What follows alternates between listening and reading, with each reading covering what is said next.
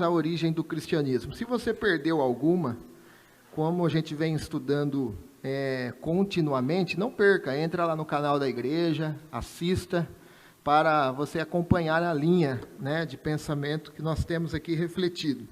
E semana passada nós refletimos sobre o evento do Pentecostes. Nós lemos os primeiros versículos do capítulo 2, e quais são esses efeitos que acontecem em nossas vidas, quais são os efeitos do Pentecoste. Falamos que o Pentecoste é um evento único, todo derramamento do Espírito Santo procede de um único evento, que é o Pentecoste. Nós vimos do que houve, o que aconteceu no milagre daquele dia. Alguns ficaram espantados, outros maravilhados, outros, porém, zombaram. Então, nós vemos e sabemos que o milagre chama a atenção, O milagre chamou a atenção de todo mundo ali. O milagre faz isso, ele chama a atenção. Mas o milagre não muda coração. O milagre ele chama a atenção, mas ele não transforma vidas. Você pode até se lembrar de alguém, talvez você conheça ou ouviu, muita gente recebeu algum tipo de milagre, mas nem em comunhão hoje com a igreja está. Porque o milagre em si não transforma a vida. O milagre chama a atenção, ele serve para algo, mas não há mudança de coração. O que toca o coração do homem é o Evangelho, é a palavra de Deus. O milagre não transforma. E é isso que nós iremos ver, nós iremos refletir nessa manhã. Nós vamos ler um capítulo aí um pouco extenso, mas até pensei em não lermos, irmos aqui reproduzindo, mas como estamos fazendo continuamente, para você chegar lá e depois, quem sabe, se nós concluirmos o livro todo, você lê o livro de Atos. Amém? Então é do versículo 14 ao 41.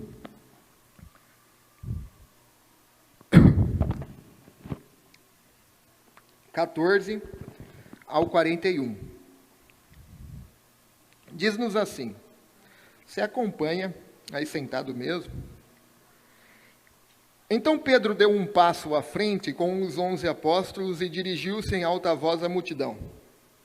Ouçam com atenção todos vocês, povo da Judéia e habitantes de Jerusalém. Escutem o que lhes digo. Estas pessoas não estão bêbadas, como alguns de vocês pensam, pois são apenas 9 horas da manhã. Eu lendo isso, eu pensei, se fosse mais tarde, então, essas pessoas não estão bêbadas, pois são apenas 9 horas da manhã. Se fosse mais tarde, mas isso tem a ver, que nós não vamos ver, com o horário das vigílias, e dos horários deles como judeus. Mas ele disse, pelo contrário, o que vocês estão vendo foi predito há tempos pelo profeta Joel. Nos últimos dias, disse Deus, derramarei meu espírito sobre todo tipo de pessoa. Seus filhos e suas filhas profetizarão, e os jovens terão visões, e os velhos terão sonhos. Naqueles dias derramarei meu espírito até mesmo sobre servos e servas, e eles profetizarão. Farei maravilhas em cima no céu e sinais embaixo na terra. Sangue e fogo e nuvens de fumaça. O sol se escurecerá, e a lua se tornará vermelha como sangue, antes que chegue o grande e glorioso dia do Senhor. Mas todo aquele que invocar o nome do Senhor será salvo. Povo de Israel, escute. Deus aprovou publicamente Jesus o Nazareno ao realizar milagres, maravilhas e sinais por meio dele. Como vocês bem sabem, ele foi entregue conforme o plano preestabelecido por Deus e seu conhecimento prévio daquilo que aconteceria. Com a ajuda de gentios que desconheciam a lei, vocês o pregaram na cruz e o mataram. Mas Deus o ressuscitou, libertando-o dos horrores da morte, pois ela não pôde mantê-lo sob seu domínio. A respeito dele, disse o rei Davi, vejo que o Senhor está sempre comigo, não serei abalado, pois ele está na minha direita. Não é de admirar que meu coração esteja alegre e que minha língua o louve, meu corpo repousa em esperança, pois tu não deixarás minha alma entre os mortos, nem permitirás que o teu santo apodreça no túmulo. Tu me mostraste o caminho da vida e me encherás com a alegria de tua presença. Irmãos, permitam-me dizer com toda a convicção que o patriarca Davi não estava se referindo a si mesmo, Pois ele morreu e foi sepultado, e seu túmulo ainda está aqui entre nós. Mas ele era profeta e sabia que Deus havia prometido sob juramento que um de seus descendentes se sentaria em seu trono. Davi estava olhando para o futuro e falando da ressurreição de Cristo, que não foi deixado entre os mortos, nem seu corpo apodreceu no túmulo. Foi esse Jesus que Deus ressuscitou. E todos nós somos testemunhas disso. Ele foi exaltado ao lugar de honra, à direita de Deus, e conforme havia prometido, o Pai lhe deu o Espírito Santo, que ele derramou sobre nós, como vocês estão vendo e ouvindo hoje. Pois Davi não subiu ao céu, e no entanto disse, o Senhor disse ao meu Senhor, sente-se no lugar de honra, à minha direita, até que eu humilhe seus inimigos e os ponha debaixo de seus pés. Portanto, saibam com certeza, todos em Israel, que esse Jesus, que vocês crucificaram, Deus fez Senhor e Cristo. As palavras, então, partiram o coração dos que ouviam. E eles, então, perguntaram a Pedro e a outros apóstolos, irmãos, o que devemos fazer? Pedro respondeu, vocês devem se arrepender para o perdão de seus pecados e cada um deve ser batizado em nome de Jesus Cristo. Então receberão a dádiva do Espírito Santo. Essa promessa é para vocês, é para seus filhos e para os que estão longe, isto é, para todos que forem chamados pelo Senhor. E Pedro continuou a pregar com insistência a seus ouvintes, salvem-se desta geração corrompida. Os que acreditaram nas palavras de Pedro foram batizados e naquele dia houve um acréscimo de cerca de 3.000 pessoas. Amém? Feche seus olhos. Pai, em nome de Jesus, que o Senhor venha ministrar a Tua palavra em nossos corações. Somos carentes de ouvir a Tua voz. Fala conosco, em nome de Jesus. Amém e amém. Pedro, cheio do Espírito Santo, se levanta mais uma vez, assumindo então o papel de líder, e cheio de ousadia, autoridade, ele começa a esclarecer então aquele fenômeno aonde alguns diziam, olha, eles são galileus, eles estão bêbados, né? Então Pedro começa a esclarecer aquilo que havia acontecido extraordinariamente, que aquilo não era resultado de embriaguez, mas aquilo era o que havia sido já profetizado. Joel profetizou isso. Não está trocando? No capítulo 2, versículo 18 ao 32. Os irmãos depois, se quiserem acompanhar. A igreja de Atos estava desprovida. O Espírito Santo, então, iria trazer um rompimento. Ele iria romper os preconceitos. A igreja de Atos, né? Algumas barreiras seriam rompidas. Primeiro, iria romper o preconceito sexual. Nós sabemos que mulheres não eram nem contadas, mas o Espírito Santo seria derramado sobre seus filhos e suas filhas. Homens e mulheres iriam agora receber o Espírito Santo, ser morada do Espírito Santo. Outra coisa também é que iria romper os preconceitos etários, né? Jovens e idosos também iriam receber o Espírito Santo, mas também iria romper o preconceito social ou cultural, que até mesmo, a Bíblia diz, até mesmo os escravos e as escravas seriam então habitados pelo Espírito Santo. E aí no versículo 24 ele iria romper então com toda a religiosidade, dizendo, e todos aqueles que invocarem o nome do Senhor. Iria romper com a religiosidade, mostrando então que não era só para os judeus, mas também os gentios seriam morada do Espírito Santo. Depois Pedro, no versículo 25 ao 32, ele começa então a citar o Salmo 16, do 8 ao 11, falando sobre aquela profecia do salmista, né? Dizendo então que sobre o sofrimento de Jesus, mas que Deus estaria com ele. Sei que o Senhor está sempre comigo, não serei abalado, pois ele está à minha direita. Até então que ele chega na terceira profecia, mostrando então aos judeus dizendo no Salmo 110:1, citando, ele diz: o Senhor disse ao meu Senhor, sente-se no lugar de honra à minha direita, até que eu humilhe seus inimigos e os ponho debaixo de seus pés. Então Pedro está ali relembrando eles, trazendo uma pregação, citando a própria Escritura, falando então sobre a ressurreição de Jesus, onde os discípulos ali foram testemunhas daquela ressurreição, conforme nós vimos no capítulo 1, que Jesus ficou com eles 40 dias, dando provas a eles sobre a sua ressurreição. Até então que chega no versículo 36 e ele diz: portanto, sinalizando que Pedro iria encerrar ali o sermão, o portanto significa que ele está encerrando e iria aplicar o sermão para aquelas pessoas. Então ele chega à conclusão da sua pregação, e depois, conforme lemos, o resultado daquele sermão, daquela pregação, foi que cerca de 3.000 pessoas se renderam a Cristo e foram batizados naquele mesmo dia.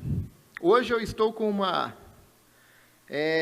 difícil tarefa: pregar uma pregação, Nós vamos pregar a pregação de Pedro, E algumas coisas que nós devemos destacar aqui nessa manhã, e não tem como melhorar aqui o sermão de Pedro, embora tem gente aí que pensa que pode melhorar o sermão de Pedro. Mas não é um sermão de responsabilidade desses homens, mas nada também fugiu do controle de Deus. Pedro diz, Lucas narrando ali em Atos, o sermão de Pedro, ele diz: ele foi entregue conforme o plano pré-estabelecido de Deus, e seu conhecimento prévio daquilo já que aconteceria. Pedro os lembra que o que eles fizeram com Jesus. Pedro é aquele mesmo homem que negou Jesus quando foi confrontado. Mas agora Pedro se levanta e diz àqueles homens: foram vocês. Uma pessoa cheia do Espírito Santo, autoridade e ousadia, já tem uma mudança de vida, transformação. Ele fala: foram vocês. Vocês o crucificaram, colocando a responsabilidade deles, mas também diz que nada disso havia fugido do controle de Deus. Deus havia dirigido todas as coisas, pois tudo tinha ocorrido conforme o plano de Deus. Que plano esse? Vocês aqui já estão bem familiarizados com o nosso slide que nós passamos aqui em toda a série, Vocês que nunca viram, nós chamamos esse slide de Descomplique o Evangelho. Então, qual é esse plano? Esse plano é a narrativa do Evangelho. A Bíblia nos diz que Deus criou tudo e tudo que Deus fez é bom, Deus faz e criou tudo e é bom isso. E Deus descia no jardim do Éden e conversava com o homem. Porém, o homem desobedeceu a Deus, a mulher também dando ouvido à serpente, e o homem cedendo. Então ambos comem do fruto que não poderia comer. E esses homens caíram agora, e todos estão destituídos da glória de Deus. Houve uma separação ali. E o homem então foi 100% atingido pela queda. Ele foi, assim como Adão foi atingido, nós herdamos de Adão tudo isso agora, e nós não somos mais capazes de escolher Deus. Nós não somos mais capazes de dizer para Deus, quero o seguir, a não ser que Ele nos convide para o segui-lo. Porém, depois da queda, o Deus desce e mesmo assim faz uma promessa, que nasceria um da semente da mulher, e que este um esmagaria a cabeça da serpente. E essa promessa se estende também a outros homens, a Abraão, dizendo que dele sairia uma grande nação, e dessa grande nação também viria também outros povos, que Abraão seria o pai da fé. E agora os homens estão em busca dessa restituição.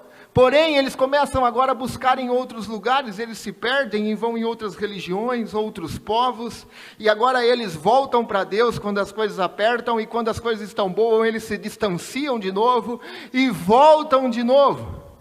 E assim vai, e esse povo é levado cativo, até então, que nós chegamos no centro da história.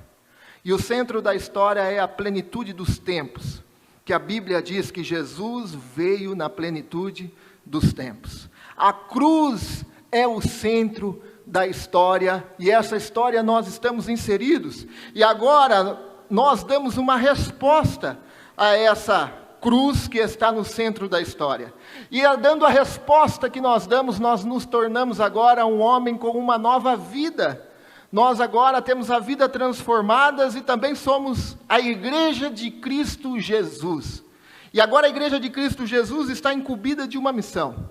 E essa missão agora está a ir ao mundo, levar a palavra de Deus. Até que então, o reino de Deus em sua plenitude seja habitado conosco aqui na terra. Eu vi a nova Jerusalém que descia do céu. O plano de Deus nunca fugiu do controle a crucificação de Cristo. A Bíblia nos diz que o Cordeiro já havia sido padecido. Então Pedro lembra eles dizendo também que o que eles fizeram, nada disso tinha fugido do controle de Deus. Jesus é o centro dessa história. A cruz de Cristo é o centro dessa história. A cruz não foi uma derrota para Jesus. A cruz foi a exaltação. Ele marchou para a cruz, para conquistar para nós a redenção. Cristo não foi crucificado porque Judas o traiu. Cristo não foi crucificado porque os judeus o entregaram. Cristo não foi crucificado porque Pilatos o sentenciou, ou porque os soldados o pregaram. A palavra pré-estabelecida significa um plano foi determinado e ele está claramente definido. Esse plano já estava definido. Por isso que você recebeu um papelzinho aí hoje. Jesus sempre foi o plano A de Deus. Parece que Deus foi pego de surpresa e falou: e agora, o que eu vou fazer? Não, Jesus foi o plano A. Apocalipse capítulo 13, versículo 8. E todos os habitantes da terra adoraram a besta. São eles as que não têm os nomes escritos no livro da vida, que pertence ao Cordeiro, que foi morto antes da criação do mundo. Jesus sempre foi o plano A de Deus. E voluntariamente, Jesus se ofereceu para a remissão dos nossos pecados. Muitas das vezes nós não temos a real consciência do que é isso. O que é ser perdoado? Às vezes você é perdoado por seu pai e sua mãe, porque ele te ama e você faz um agrado. Mas nós fomos perdoados sendo desobedientes. Nós fomos perdoados sendo inimigos de Deus. Nós fomos perdoados por aquele que nós só ofendíamos. Nós fomos perdoados por um Deus santo, que não precisava fazer nada disso. Mas nós fomos perdoados por esse Deus. E Deus já havia elaborado esse plano antes da criação do mundo para resgatar de volta. Ele enviou seu filho, seu único filho, para te perdoar dos seus pecados e restabelecer novamente aquilo que a queda havia trazido, a quebra do relacionamento com o Criador e nós. A grande questão é: o que vamos fazer com essa notícia? Qual é a nossa resposta para a cruz que está no centro da história? Foi isso que esses homens no versículo 37 fizeram. O que devemos fazer, Pedro? O que nós precisamos fazer? Creia e batize. Qual é a nossa resposta que nós damos para a cruz? Qual é a resposta que damos para o Evangelho? Essa é a grande questão, porque às vezes as pessoas sabem, conhecem, são portadores de uma boa notícia, mas não conseguem responder a isso. Quantas pessoas já estão anos e anos frequentando uma igreja, fazendo parte de uma igreja, mas ainda não deram a resposta para aquele que está no centro da história, para o Evangelho da cruz. A pergunta para nós hoje pensarmos é: tá bom, o que nós devemos fazer também? É a resposta.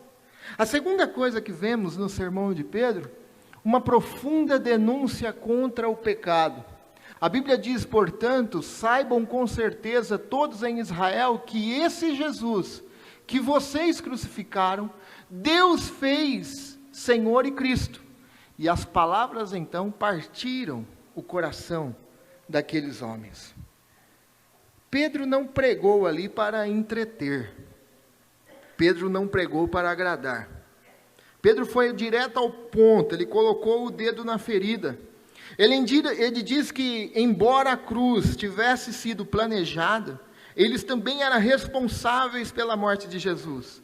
E as palavras de Pedro, então, explodiu no peito daquelas pessoas. Assim também como nós fomos responsáveis. Porque o pecado, meus irmãos, o pecado não é questão do que fazemos.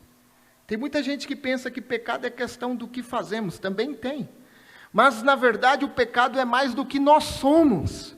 Nós somos pecadores. Nós precisaríamos e precisamos de alguém para nos redimir. Ninguém poderia nos redimir, a não ser um ser perfeito, um Deus perfeito, que foi Jesus Cristo. O homem não é pecador porque peca. O homem peca porque ele é pecador. E nada mais disso. Nós somos pecadores. Ao contrário do que afirmava Jacques Rousseau e John Locke, Rousseau dizia que o homem é bom, porém a sociedade o corrompe. Também John Locke dizia que o homem é uma folha em branco e a experiência, a tinta que preenche as páginas da vida desse homem. O que eles diziam? Eles diziam que o homem é influenciado pelo meio, ele se torna ruim se o meio assim fazer com ele. Não, o homem é ruim por si só. O homem é mau, o homem é pecador, e ele precisa de Deus, ele precisa do Espírito Santo habitando nele para levá-lo então ao arrependimento. Porque senão o homem não chega, ele pode ter remorso, ele pode ter outros sentimentos, mas arrependimento, de fato, uma conversão, uma metanoia, uma mudança de vida, é o Espírito Santo que pode fazer. O homem não é ruim porque o meio o influencia. O homem é ruim porque herda a herança de Adão, o pecado que está em nós. Por isso que a mensagem da cruz é poder. É por isso que o evangelho da cruz é poder. Ela destrói então os nossos castelos de areia, ela destrói os nossos castelos da autossuficiência, ela destrói o nosso castelo do orgulho, da soberba, da autoindependência, ela destrói isso. O evangelho da cruz nos mostra que nós somos pecadores, e então ele direciona o nosso coração, ele coloca o nosso coração na bússola certa, para onde nós encontramos perdão e graça, na cruz de Cristo Jesus. Na cruz de Cristo Jesus. O homem não é pecador porque peca. O homem peca porque é pecador. Outra coisa também que nós podemos ver na pregação de Pedro, e é a última coisa que nós vamos refletir, é que também a denúncia, certo? De pecado, mas também, assim falando como nós estávamos falando, né, do coração, o nosso coração é uma fábrica de ídolos. Agostinho disse que o meu peso é meu amor, e sou levado para onde o meu amor me leva, né? É o coração do homem ruim. Mas a terceira coisa que nós temos é, que além da denúncia, mas também no evangelho, ele anuncia que Deus nos perdoa dos nossos pecados. O evangelho denuncia a nossa pecaminosidade, o evangelho denuncia que nós somos pecadores, ele nos confronta, mas também ele nos apresenta a graça. No evangelho tem graça. O evangelho é um evangelho do confronto, é o evangelho da denúncia. Mas o evangelho não pode estar separado do evangelho da resposta da graça. Não tem como desassociar o evangelho do confronto com o evangelho da graça. O problema é que hoje nós somos profissionais. A igreja hoje tem se tornado profissionais em apontar, em acusar. Nós fomos chamados para denunciar, sim, o pecado. Aliás, por isso que nós levamos o nome de protestantes. Mas não mostramos muitas vezes a resposta para o homem. Nós só apontamos, acusamos e não oferecemos a resposta, que há uma solução, e essa solução se chama graça. Cruz.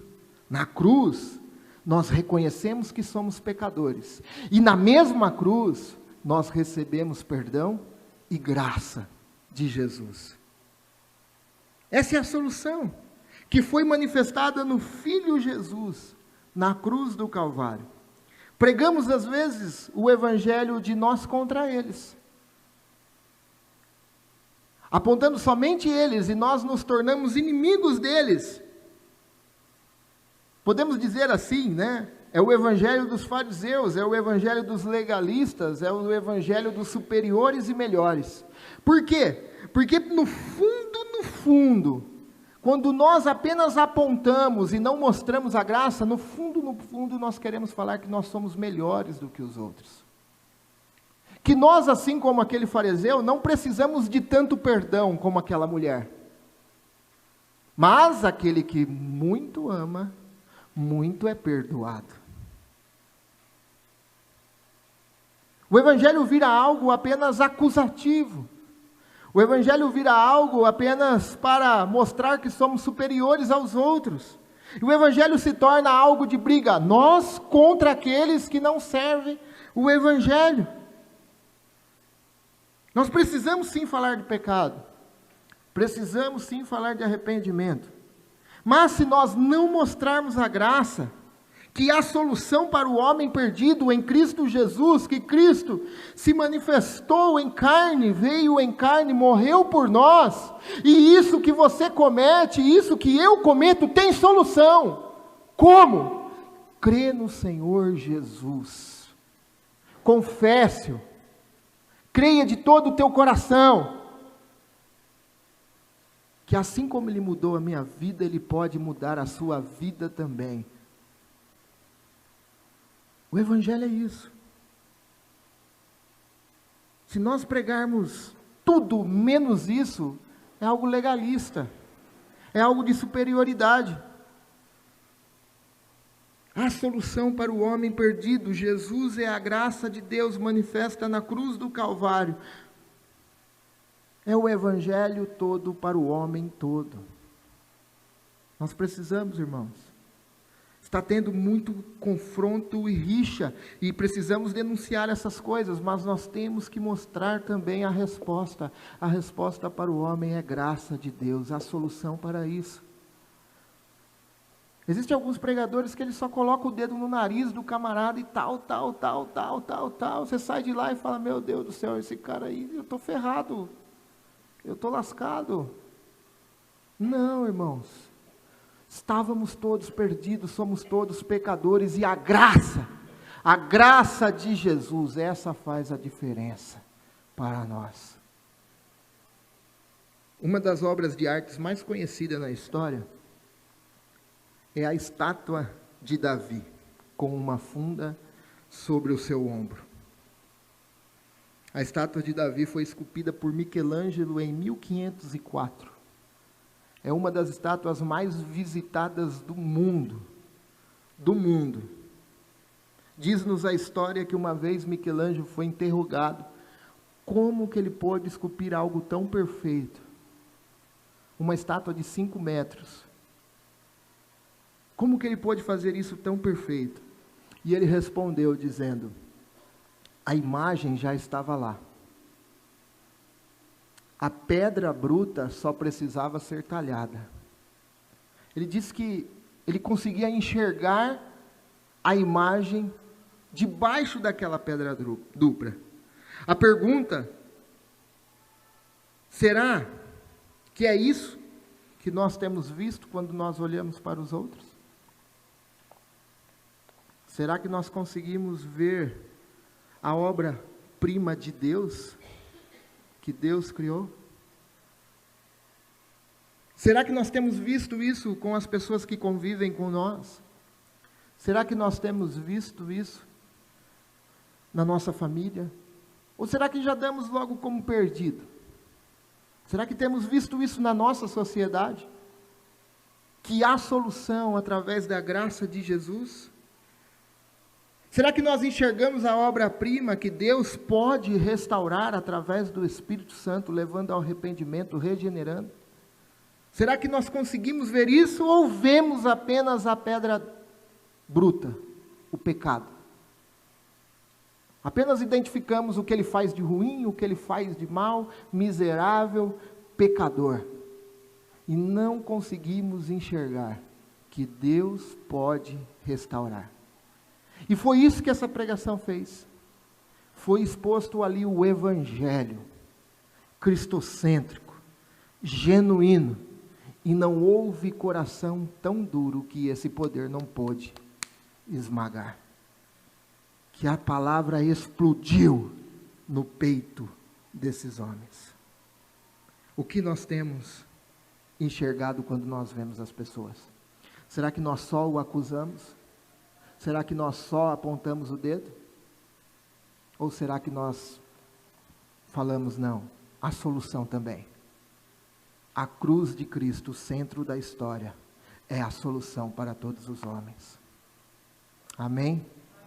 Então, para refletirmos e praticarmos nessa manhã, a cruz de Cristo nunca foi um acaso.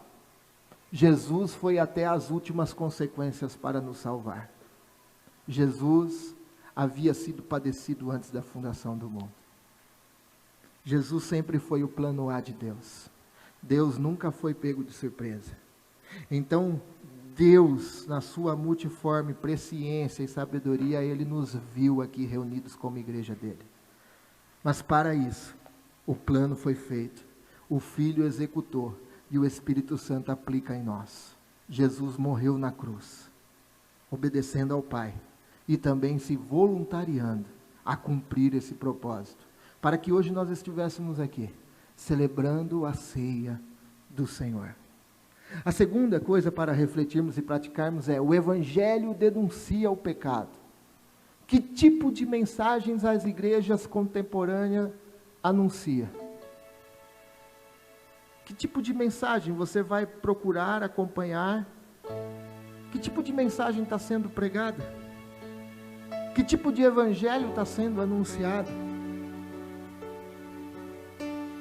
As igrejas mais, não entendam esse termo mal, algumas pessoas, não igrejas, denominações, mas, não entendam o termo mal, mas é o primeiro que vem na minha mente, fundamentalista, apenas acusa, talvez. Apenas acusam, apontam. E talvez aqueles mais modernos apenas falam de graça, hipergraça. Não tem problema com o que você faz. Qual é o tipo de evangelho que nós temos anunciado? Será que temos anunciado a denúncia do pecado e mostrando a graça de Deus? E a pergunta também é: como temos tratado o pecado em nossas vidas? Como que nós temos tratado o pecado? Nós somos pecadores, sim, mas nós não podemos viver na prática do pecado. Tem que haver uma conversão. E nessa noite, você pode se render a Cristo. Nesta manhã, você pode se render a Cristo e receber na cruz do Calvário perdão e graça para seus pecados. Primeiro, o seu pecado ao pecado e os pecados. O seu pecado que você herdou de Adão e os pecados que nós cometemos. Nós podemos receber na cruz do Calvário perdão e graça. Há perdão e graça para nós em Cristo. E nós devemos anunciar isso aos outros. Não podemos reter a graça. Não podemos apenas dizer o que fazem e não mostrarmos a graça de Deus para a salvação, para a libertação. E eu termino então com o versículo 37 ou 39, né? Essa promessa é para vocês. Essa promessa é para nós. Essa promessa é para seus filhos. Para os que estão longe, longe aqui da ideia de tanto geograficamente, mas longe do tempo também, quando foi feito ali. Para nós hoje. Essa promessa é para nós. Que há salvação em Cristo.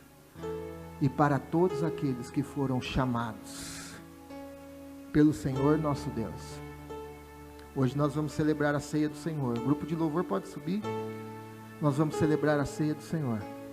Não porque somos bons. Não porque somos melhores que os outros. O lugar que nós íamos é o mesmo lugar que os outros. Não porque merecíamos isso. Mas porque eu e você fomos chamados. Deus o chamou. Deus o chamou pelo seu nome. E a ovelha ouve a voz do seu pastor. E Jesus é o bom pastor, que dá a sua vida por nós. Jesus chamou você. E por causa disso Ele nos chama para a comunhão da mesa do Senhor. Para também que nós venha refletir o que Jesus fez por nós. Isso não é apenas uma reunião, mas é um memorial para que nós possamos refletir que Cristo foi sempre o plano A de Deus. A cruz foi sempre o centro da história. E somente nela há perdão de pecados. Jesus chamou-te. Jesus me chamou. Deus decidiu assim que nós fôssemos objetos do teu amor. Deus nos amou. Deus te ama.